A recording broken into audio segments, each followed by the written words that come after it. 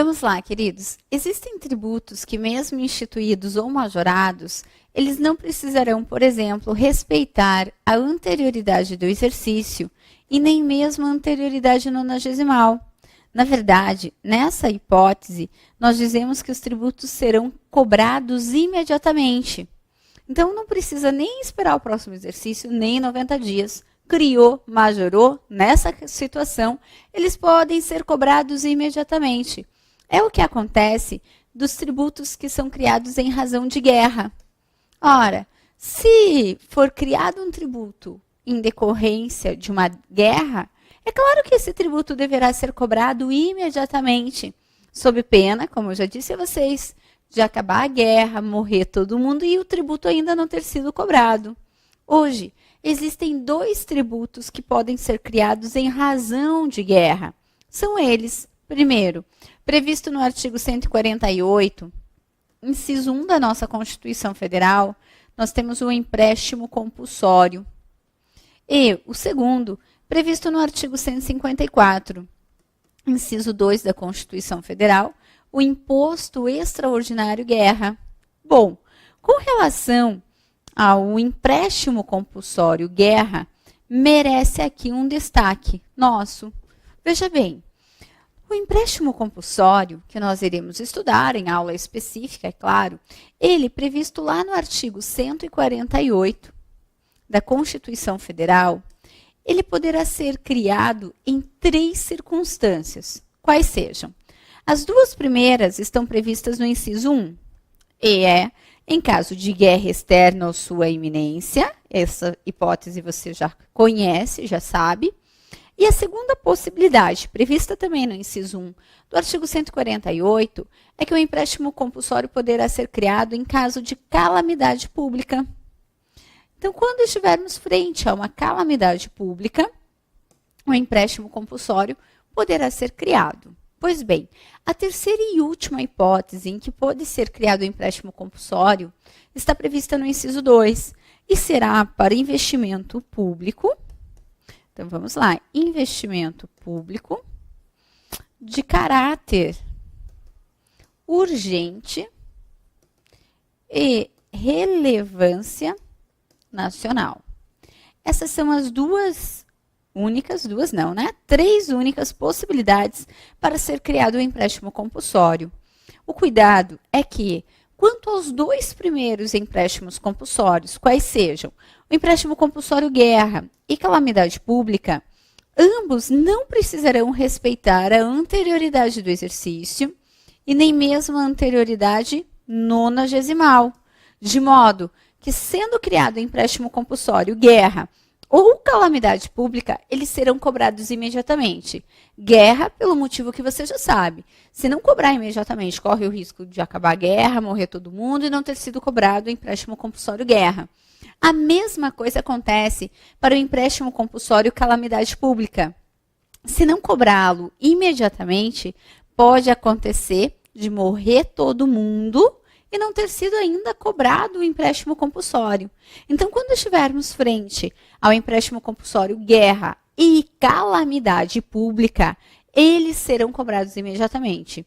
Agora, o terceiro empréstimo compulsório, qual seja investimento público de caráter urgente e relevância nacional, esse empréstimo compulsório, esse daqui, terá que respeitar as 2 anterioridades. Quais sejam? Terá que respeitar tanto a anterioridade do exercício, como também a anterioridade nonagesimal. Então, esse terceiro empréstimo compulsório tem que respeitar as 2 anterioridades.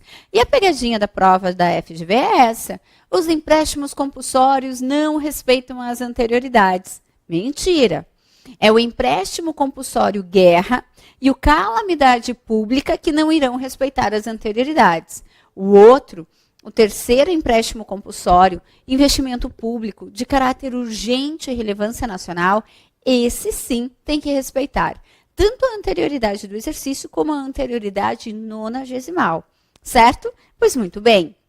Agora, voltando lá para as exceções, que não precisarão respeitar as anterioridades, além dos tributos criados em razão de guerra, nós temos mais 3 que, uma vez instituídos ou majorados, na verdade eu falo só de majorados porque eles já até foram instituídos. Uma vez majorados, poderão ser cobrados imediatamente.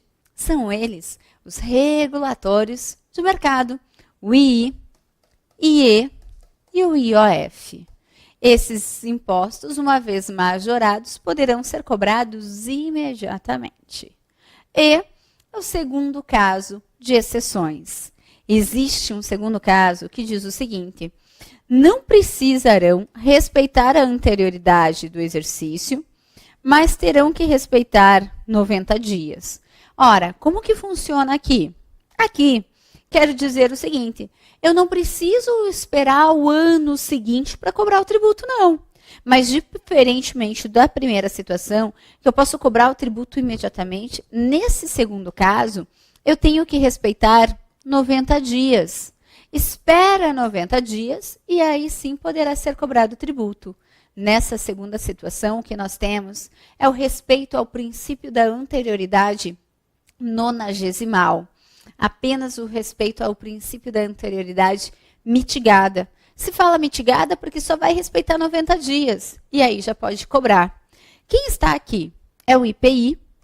O IPI, você sabe que ele é um regulatório de mercado. Mas hoje, por ser o segundo maior imposto federal em termos de arrecadação, perdendo tão somente para o imposto de renda, o próprio legislador constituinte determinou, não, no caso do IPI, ele vai esperar 90 dias. Tudo bem.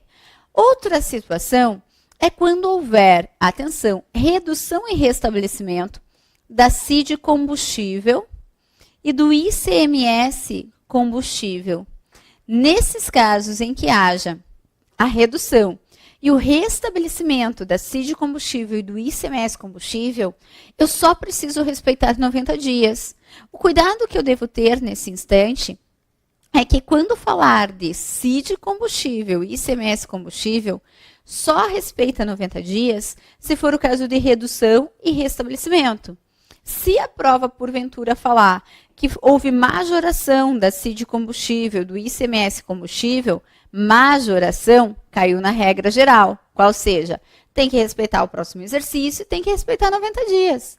Então, só não respeita o próximo exercício para CID combustível e ICMS combustível se for caso de redução e restabelecimento, certo? E a última exceção a essa categoria, em que só serão respeitados 90 dias, sem precisar respeitar o próximo exercício, é a contribuição social. Veja, a contribuição social pode acontecer o que for com ela. Ela pode ser instituída, pode ser majorada, reduzida, restabelecida, não importa. Para a contribuição social, eu só respeito 90 dias. Só 90 dias. Certo? E um último caso que pode acontecer ainda é que vai respeitar, sim, o próximo exercício, mas não precisará respeitar 90 dias. Opa, como que funciona aqui, Josi, essa situação? Essa situação é o caso do tributo ser cobrado no dia 1º de janeiro. Como assim?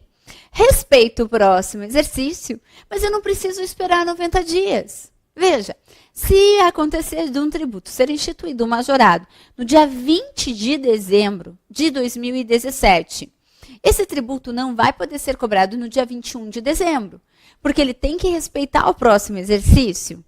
Mas ele já vai poder ser cobrado no dia 1º de janeiro, porque respeitou o próximo exercício, mas não precisa respeitar, olha só que maravilha, os 90 dias, certo? Então, esse é o terceiro e último caso de exceções aos princípios das anterioridades. Quem está aqui, que não precisa respeitar 90 dias, que pode ser cobrado no dia 1º de janeiro já, são o imposto de renda e quando houver a modificação na base de cálculo de IPTU e IPVA. Quando houver a modificação na base de cálculo de IPTU e IPVA, eu só respeito o próximo exercício, não precisando respeitar 90 dias. Mais uma vez, cuidado, atenção. Olha só, qual é a base de cálculo hoje do IPTU? É o valor venal do imóvel. Qual é a base de cálculo hoje do IPVA? é o valor do automóvel. Se mudar essa base de cálculo do IPTU ou do IPVA, aí sim eu não preciso respeitar 90 dias. Mas, se mudar a alíquota, seja do IPTU ou do IPVA, não importa, aí cai na regra geral de novo e terá que respeitar tanto o próximo exercício como também os 90 dias. Então, cuidado, porque essa é uma das primeiras pegadinhas da FGV. A alíquota do IPTU mudou de 3% para 4%. A alíquota geralmente vem em percentagem. Então, mudou de 3 para 4, caiu na regra geral. Respeita o próximo exercício e respeita 90 dias. Mudou a base de cálculo de IPTU ou de IPVA, aí não respeita 90 dias, certo? Pois bem, e quanto ao imposto de renda, que também está ali na mesma situação? Com relação ao imposto de renda, pode mudar o que for. Pode mudar a alíquota, pode mudar a base de cálculo, não importa. Pode mudar o que for, que nunca vai respeitar 90 dias. Essas são as exceções aos princípios. E é claro que eu nem preciso te falar que, como são exceções, elas despencam na nossa prova. Para tentarmos aqui amenizar, né, e tentar memorizar essas exceções e não ter que estudar lá na frente, vamos lá. Pense que são 3 casos de exceções. Para cada caso de exceção, são 4 exceções. Aí, o primeiro caso, você vai dizer, vai ser cobrado imediatamente. 4 exceções. Quais são? Tudo que for guerra, conta assim, tudo que for guerra, II, IE, IOF. Fechou 4.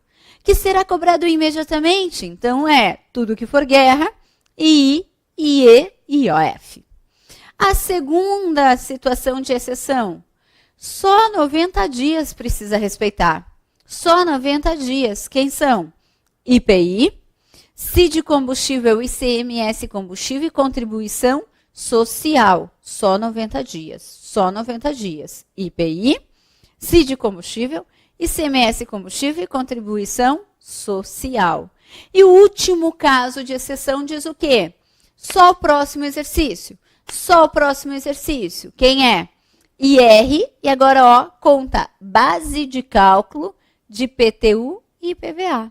Contamos a base de cálculo só para fechar 4 na nossa exceção. Foi? Tranquilo? Pois muito bem. Agora, eu vou trazer uma situação que foi cobrada a 2 exames em segunda fase.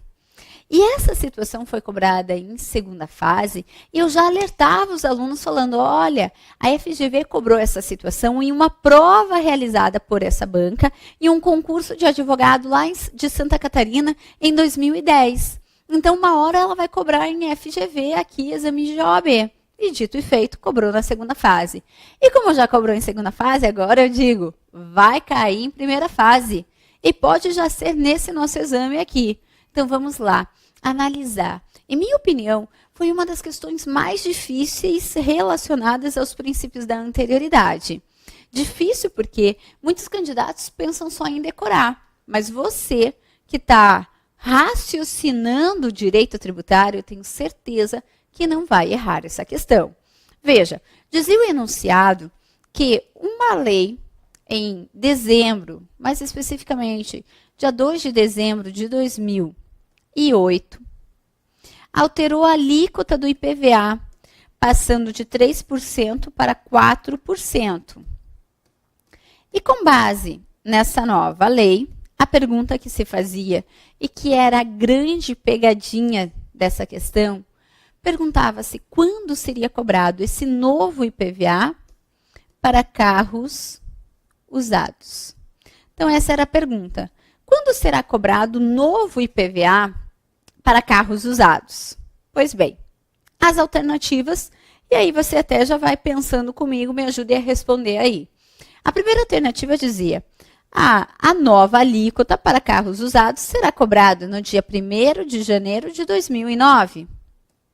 A letra B dizia, não, vai ser cobrada no dia 3 de março de 2009.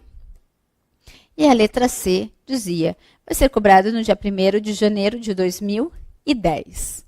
Querido, diga para mim, qual é a alternativa correta? Eu tenho certeza que muitos já vão eliminar a primeira alternativa, e com razão. A primeira alternativa já está bem clara que está errada. Por quê, Josi? Porque qual que é a regra que nós temos? Quando o tributo é majorado, regra, tem que respeitar o próximo exercício e tem que respeitar 90 dias. Tá bem? Existem algumas exceções? Existem. Para o IPVA, tem alguma exceção? Tem, quando muda a base de cálculo. Nesse caso aqui, mudou a alíquota. Se mudou a alíquota, mesmo para o IPVA, caiu na regra geral. Cuidado! Né? Se tivesse mudado a base de cálculo do IPVA, se mudasse, não fosse mais o valor do automóvel, aí sim não precisaria respeitar 90 dias. Mas como mudou a alíquota, era 3, passou para 4, caiu na regra geral. Respeita o próximo exercício e respeita 90 dias. Ok. Então, a primeira alternativa eu já elimino, porque se houve a majoração no dia 2 de dezembro de 2008, é claro que até o dia 1º de janeiro de 2009, eu não posso cobrar a nova alíquota, porque ainda não teriam se passado os mais de 90 dias. Ok, essa penso que realmente ninguém teve dúvida. Mas, infelizmente, muitos vão marcar a letra B e está errada. A letra correta para ser marcada é a letra C de casa. Como assim, Josi? Não entendi. Como eu disse, a grande pegadinha estava no fato de ser o carro usado. Por quê? Porque o que acontece é o seguinte, o nosso legislador, ele determina que a data em que se considera ocorrido o fato gerador para carros usados é no dia 1º de janeiro de todo ano. E quando eu falo de carro 0 quilômetro, aí eu considero ocorrido o fato gerador na data da aquisição. Na data da aquisição. Como assim, Josi? Não estou te entendendo. É só você pensar o seguinte. Quem é proprietário de um veículo automotor é proprietário todos os dias. Tá? Eu tenho um carro, então eu sou proprietária daquele carro todo dia. Mas para fins de pagamento de IPVA, quando é que a lei considera que ocorreu o fato gerador para eu ter que pagar o IPVA? Ora, a lei determina que para carros usados, considerar-se-á ocorrido o fato gerador no dia 1º de janeiro de todo ano. E quando eu compro um carro 0 quilômetro, considerar-se-á ocorrido o fato gerador do IPVA na data da aquisição. Pois bem, então vem comigo. Como graças a Deus nós temos que pagar IPVA uma única vez por ano, o que acontece? Quando ocorreu o fato gerador referente ao exercício de 2009, que é no dia 1º de janeiro para carros usados, eu não poderia recolher a nova alíquota, porque ela ainda não estava em vigor.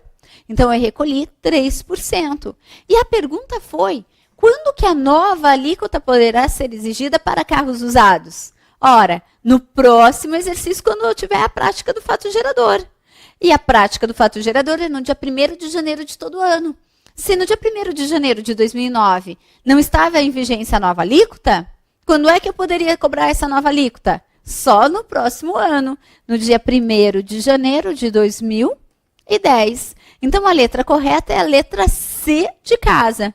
Se a pergunta perguntasse quando que posso cobrar a nova alíquota para carro 0 quilômetro e você adquirisse o carro no dia 3 de março, aí sim, já poderia ser cobrada a nova alíquota. Mas para carros usados, como eu te disse, eu considero ocorrido o fato gerador no dia 1º de janeiro de cada ano.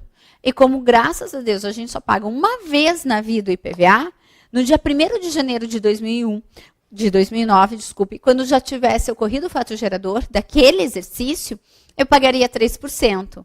Em março de 2009, que muitos devem ter respondido porque pensaram, já se passaram os 90 dias? Tudo bem, mas aí eu cobraria aquele IPVA de 2009 para carros 0 quilômetro, porque para carro usado já tinha ocorrido no dia 1º de janeiro.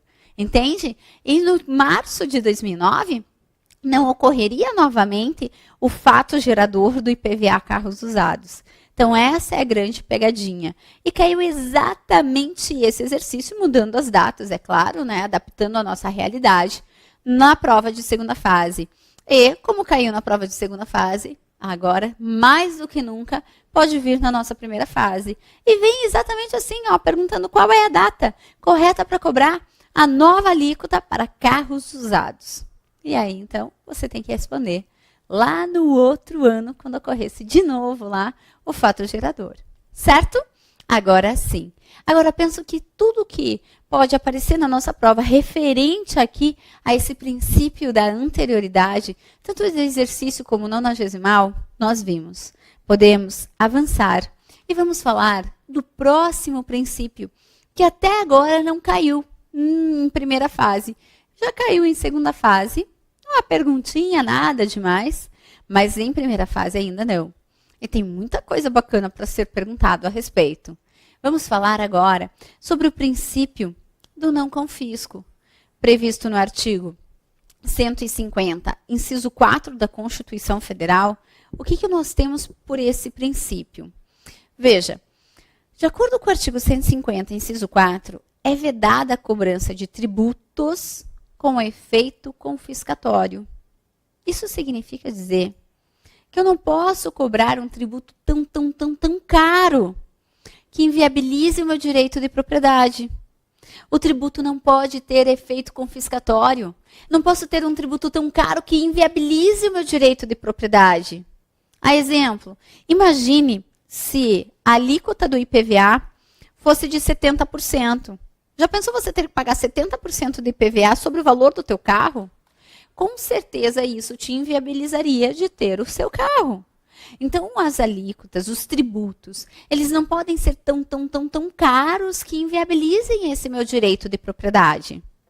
E aí, é claro que eu já sei, os apressadinhos já estão ali perguntando. Então, diga lá que eu vou anotar, vou tomar nota. Qual é a alíquota? Que eu olho para ela e digo, opa, veio mais caro? Não pode. No Brasil, não existe um conceito objetivo sobre o princípio do não confisco. É diferente do que acontece lá na Argentina, que a gente olha para o tributo e fala acima de 33% sobre a renda tem efeito confiscatório. Aqui no Brasil não é assim. Como é que eu vou saber, então, se o tributo respeita ou não esse princípio do não confisco? De acordo com a ADC de número 8 do Supremo Tribunal Federal, nós temos que, para dizer se um tributo tem ou não tem efeito confiscatório, eu teria que analisar o total da carga tributária exigida pela mesma pessoa. Então, eu não consigo olhar para um único tributo de forma individual e dizer se aquele tributo fere ou não confisco. Como eu disse a você, eu só saberei dizer se aquele tributo fere ou não confisco quando eu olhar para o total da carga tributária exigida pela mesma pessoa. Aí eu poderei dizer sim, esse tributo fere ao não confisco. Então, isso cabe ao Poder Judiciário, certo? Agora, a pergunta que não quer se calar. Ô, Josi, eu tenho a impressão que você já disse uma vez aqui de um tributo que feria ao não confisco. Quando? Quando eu disse sobre o imposto sobre importação, que chegou a um patamar de 250%, será que aquilo não fere, né, ao não confisco, uma alíquota tão elevada? E aí entra também na questão do Poder Judiciário. O Poder Judiciário, para se manifestar se o tributo fere ou não confisco, ele vai ter que olhar para toda a situação socioeconômica, política em que nós estamos vivendo. Porque em muitos casos, justifica-se a alíquota um tanto quanto elevada para proteger direitos maiores. Como? Se não houvesse essa alíquota de até 250% na importação de veículos, poderia quebrar a indústria automobilística nacional. E se eu quebro uma indústria automobilística nacional, significa milhões de pessoas sendo mandadas embora. Então, o Supremo vai olhar para aquele tributo e vai perceber, calma, será que essa alíquota fere ou não confisco? Mas será que ela não atinge os fins para a qual foi instituída? Então, não tem problema de alguns tributos, por vezes, terem suas alíquotas um tanto quanto elevadas, sem com isso ferir ao não confisco. Como o exemplo dos impostos regulatórios de mercado, que por vezes eles apresentam alíquotas um tanto quanto elevadas, sem contudo ferir ao não confisco. Tá tudo certo. O Poder Judiciário que vai dizer se está atendendo ou não aquela situação, aquele clamor, não é? Em razão da situação econômica, social, política em que nós estamos vivendo. E, claro, por fim, é o que eu acredito que pode realmente aparecer na nossa prova. O artigo 150, inciso 4, diz que os tributos é que deverão respeitar ao não confisco. E quando quando a Constituição fala em tributos, a pergunta que se faz é: e a multa? Será que a multa pode ser tão cara que possa inviabilizar o direito de propriedade? E então, o Supremo Tribunal Federal respondeu a essa nossa dúvida. E o Supremo Tribunal Federal disse o seguinte: é claro que, em que pese a Constituição Federal mencionar que os tributos não podem ter efeito confiscatório, a multa também deve respeitar ao não confisco. Ao ser criada uma multa, ela deve obedecer os princípios da proporcionalidade, da razoabilidade e do não confisco. Eu não posso ter uma multa tão elevada que impeça o direito de propriedade.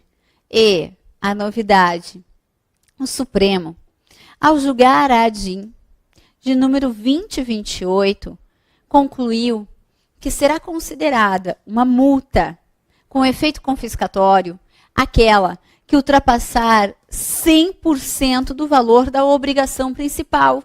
Como assim, Josi?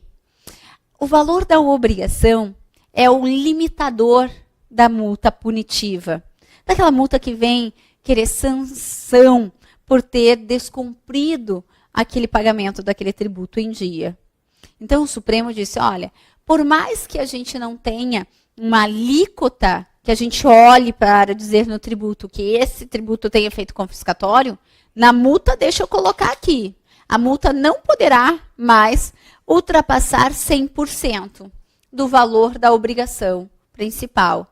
Se a multa ultrapassar esse valor de 100%, será ela tida como confiscatória, certo? Tranquilo? Pois muito bem. Sobre esse princípio do não confisco, é isso que nós temos de mais importante e relevante. Vamos para mais um? Então vamos lá. Voltando na Luciana, vamos agora falar sobre a uniformidade geográfica. Esse princípio, previsto aqui no artigo 151, inciso 1 da Constituição Federal, ele já caiu na prova da FGV em primeira instância, na primeira prova elaborada pela nossa banca. Ora, como que foi? Aliás, primeiro, como é esse princípio? E depois eu digo como foi cobrado. De acordo com o artigo 151, inciso 1 da Constituição Federal, é vedada à União estabelecer um tratamento diferenciado entre os demais entes federativos, salvo se houver a concessão de incentivos fiscais. Opa, Josi, pera lá que eu não entendi como que funciona. Vem cá. A União, ela não pode trazer tributos diferentes para as diversas regiões do nosso país, a não ser que haja a concessão de incentivos fiscais.